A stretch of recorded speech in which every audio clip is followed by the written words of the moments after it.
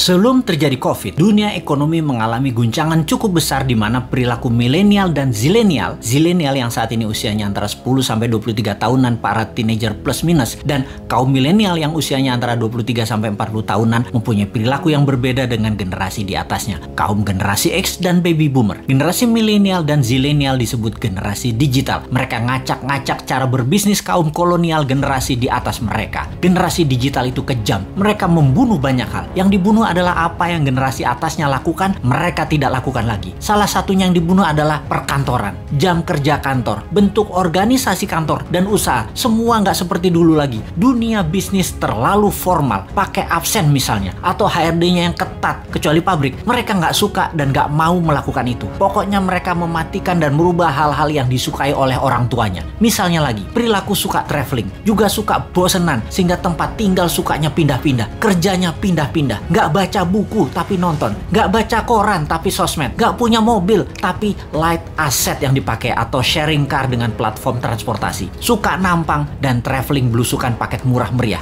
Generasi digital juga membunuh media TV karena generasi digital everyone is broadcaster, everyone is reporter. Merek dan brand dibunuh juga oleh generasi digital. Brand itu menjadi less important bagi mereka. Bagi mereka yang penting adalah 3R, yaitu rating, review, dan recommendation.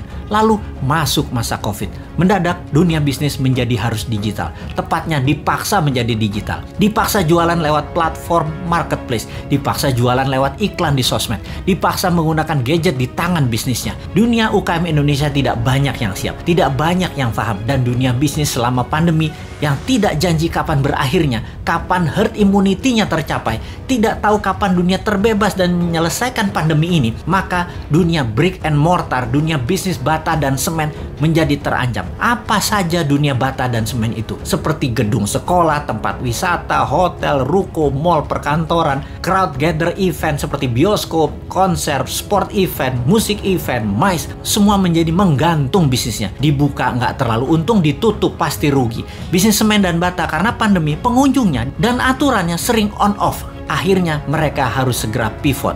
Hiburan pindah ke rumah, pindah ke tangan, pindah ke gadget. Pokoknya semuanya pindah ke digital. Inilah masa killing time bagi bisnis yang tidak bisa pindah ke digital. Bagi yang lambat beradaptasi, siap-siap gulung tikar. Catatan ya, COVID akan berada bersama kita selamanya. Pandemi biologi ini tidak akan selesai karena bisa saja bukan hanya virus ini mutan, namun virus lain lagi terjadi yang selama ini diam-diam saja lalu terancam dengan adanya vaksin, maka mereka kemudian melakukan mutasi. Flu bisa menjadi virus yang mematikan, bisa saja terjadi. Ebola, SARS, AIDS, semua bisa bermutasi dengan vaksin di tubuh manusia. Siapa yang tahu? Ini bukan nakut-nakuti, tetapi sebagai orang yang lama dilatih dengan threat analysis, maka melihat ancaman harus segila mungkin dan kita harus punya antisipasinya sekarang.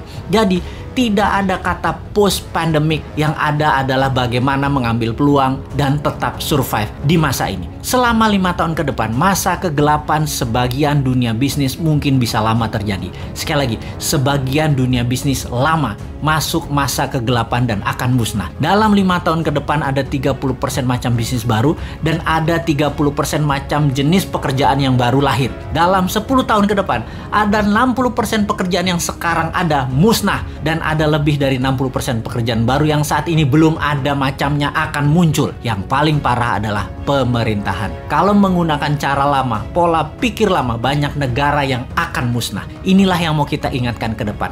Pastikan calon pemimpin ke depan mengerti apa yang akan terjadi ke depannya nanti. Calon pemimpin ke depan harus punya tim yang solid dan berpengalaman dunia internasional. Calon pemimpin ke depan tidak hanya dia populer, tapi dia paham dan terbukti bisa menjadi pemimpin visioner dan leader yang tegas. Kalau dilihat di etalase saat ini yang akan memimpin ke depannya, masih banyak hal yang harus mereka buktikan. Seperti yang saat ini deh, ternyata di awalnya sangat bagus program kampanyenya, baik incumbent maupun penantangnya. Ketika keduanya bergabung dalam satu wadah, sama COVID aja keok. Sebelum COVID aja sesungguhnya sudah tren turunnya. Tambah COVID, jadi minus. Tambah lagi, kalau perang Tiongkok-Amerika jilid 2 terjadi, bengek bernegaranya pasti. Tambah fakta lain lagi, yaitu perang biologi pandemi ini berkepanjangan, kejet-kejet gejala stroke bernegaranya. Belum lagi, yang sejak 4 bulan yang lalu kita dengungkan, perang cuaca yang bisa membuat kelangkaan pangan terjadi.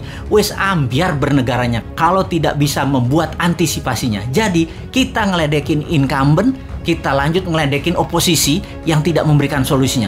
Kemudian apa solusinya Newmind? Sabar, sebentar. Ini lagi celingukan kiri kanan ngecek ada agen globalis tukang siomay nggak bawa hati di depan rumah. Gue mau beli dulu.